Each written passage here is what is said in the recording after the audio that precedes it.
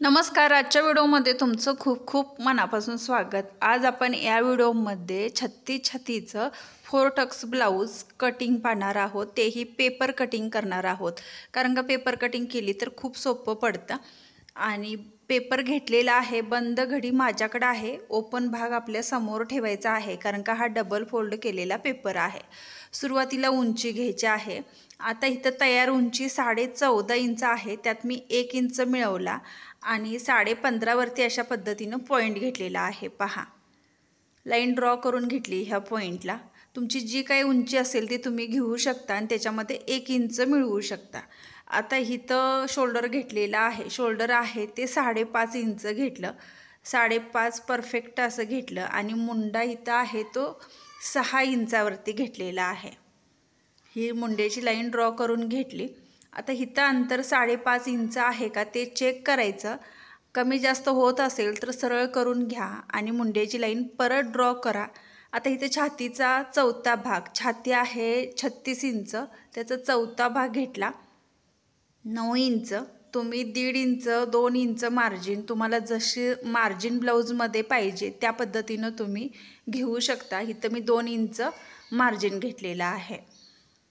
आता कमर सांगते. कमर आहे 32 इंच, 32चा चौथा भाग येतो 8 इंच प्लस पाठीतला जो टक्स आहे त्याचा 1 इंच आणि जसं वरती 2 इंच मार्जिन घेतलं आहे त्याच पद्धतीनं खालीसुद्धा 2 इंच मार्जिन घ्या आणि हा आपला बॉक्स आता ब्लाऊजचा तयार होतो. खूप सोपी पद्धत आहे. आता इथून मुंड्याला आकार देण्यासाठी पाठीमागच्या भागाला 1.5 इंचावरती आकार द्या आणि पुढच्या भागाला आकार देण्यासाठी 1 इंचाचा पॉईंट घ्या. आणि जर तुम्हाला आकार जमत नसतील असे डायरेक्ट तर तुम्ही मुंड्याची जी लाईन आहे त्याचा मध्य करा. आता ह्या मध्याचा पॉईंट आणि हा कोपऱ्यातला पॉईंट आणि छातीचा चौथा भाग 9 इंचाचा एक पॉईंट आहे. असे 3 पॉईंट तुम्ही राऊंड शेपमध्ये आरामशीर आकार देऊ शकता. नवीन आहे ते परफेक्ट जमेल असे पॉईंट घेतल्यानंतर. आता इथं पहा, गळा रुंदी घेतलेली आहे 2.25 इंच, गळा उंची घेतलेली आहे 7 इंच कारण का आपण पुढचा भाग पहिल्यांदा कटिंग करून घेणार आहोत. आणि खाली गळा रुंदी घेतली आहे ती 3 इंच घेतली आणि असा क्रॉसमध्ये बॉक्स तयार करून घेतला आणि राऊंड शेपमध्ये आकार देऊन घेतला. आता इथं 3 इंच क्रॉस पट्टीसाठी आणि इथं 2.5 इंचाचा एक पॉईंट घेतला आणि क्रॉस अशी लाईन ड्रॉ करून घेतली. पहा, पेपर डबल फोल्ड आहे त्यामुळे पाठीचा आणि पुढचा भाग आपल्याला एकदम कटिंग होतो. याच्यासाठी फ्रंट भागाची कटिंग आहे ते सुरुवातीला करू, नंतर पाठीमागच्या भागाची करू. आता कटिंग पहा, सुरुवातीला कमरेकडून मुंड्याकडला आले आणि पाठीमागचा मुंडा अगोदर कट करून घेतला, शोल्डर इथं कट केलं आणि मधून भाग जो आहे तो वेगवेगळे करून घेतले. म्हणजे पाठीचा भाग हा वेगळा केला आणि आता पुढच्या भागाला जसं ड्रॉईंग केले त्या पद्धतीनं मी कटिंग करून घेतलेला आहे. पहा, आता हा मुंडा घेतला, क्रॉसपट्टीसुद्धा कटिंग करून घेतली. आता क्रॉसपट्टी ज्या वेळेला कपड्यावर ठेवताना आपण अर्धा इंच वाढवून घेणार आहोत. तुम्हाला नाही लक्षात राहिलं तर तुम्ही आता डायरेक्ट हाच पेपर आहे तो अर्धा इंच वाढवून क्रॉसपट्टी काढून ठेवू शकता. पहा, आता इथं पुढचा भाग घेऊया आपण. इथून 4 इंचाचा पॉईंट घेतला आणि आता दोन्ही साईडला पाऊण इंच आपलं अंतर येईल आणि वरती 2 इंच. पहा, हे 2 इंचाचा एक पॉईंट घेतला. आपला इथं आता टक्स येईल. इथून सुद्धा 2 इंचाचा पॉईंट घ्यायचा. पहा, क्रॉसमध्ये अशा पद्धतीनं इथून 2 इंच घेतलं आणि अशी क्रॉसमध्ये लाईन ड्रॉ करायची. इथं आपला एक टक्स येईल. आता इथून सुद्धा 2 इंच आपल्याला पॉईंट घ्यायचा आहे आणि 2 इंच परत येतं. पहा, इथून मुंड्याकडच्या साईडला क्रॉसमध्ये आपल्याला टक्स येईल. इथून परत 2 इंच अंतर घेतलं क्रॉसमध्ये. पहा, आणि ह्याचा मध्य केला. बरोबर आपली ही 2 इंचनी हा मध्य लाईन ड्रॉ म्हणजे सरळ आलेली आहे आणि दोन्ही साईडला अंतर घ्यायचं. हे आपल्या इथून सुद्धा टक्स येईल. आता हे आपलं परफेक्ट माप झालेलं आहे पुढच्या भागाचं ड्रॉईंग करून.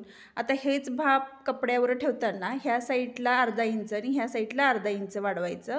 म्हणजे जो मुंड्याकडचा टक्स घेतो ते अंतर आपलं हे अर्धा इंच वजा होतं आणि कमरेकडच्या साईडला जो मधला टक्स आपण घेतो त्याचं 1.5 इंच अंतर मधलं होतं. कारण का पाठीतला टक्स हा 1 इंचाचा होता आणि आपण पाऊण इंच अंतर घेतलेलं आहे टक्ससाठी. त्यामुळे 1.5 इंचाचं अंतर हे त्याच्यात परफेक्ट होतं आणि म्हणून वाढीव अंतर आहे पुढच्या भागामध्ये कमरेकडच्या साईडला आणि मुंड्याकडच्या साईडला अर्धा इंच आहे. इथं 2.25 इंच गळा रुंदी घेतली, पाठीत 3 इंच घेतली, गळा उंची घेतलेली आहे 10 इंच आणि गोल राऊंड शेपमध्ये आकार दिला आणि कटिंग करून घेतलं.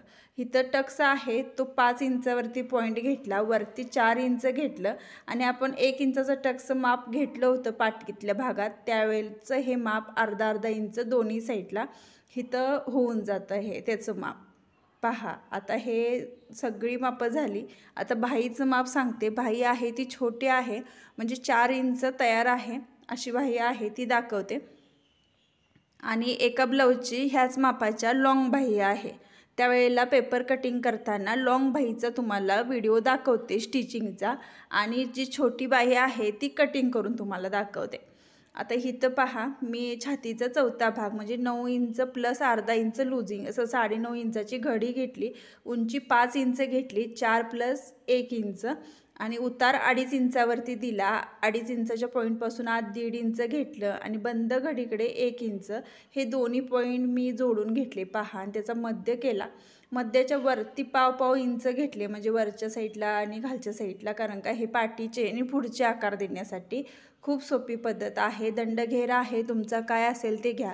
इथं 6.5 इंच आहे प्लस 2 इंच मार्जिन घेतलेलं आहे आणि जसं ड्रॉईंग केलं आहे त्या पद्धतीनं कटिंग करून घ्या. खूप सोपी पद्धत आहे ही आणि पुढचा व्हिडिओ येईल तर ह्याच मापाचं मी स्टिचिंग दाखवणार आहे, त्यामुळे बघायला विसरू नका.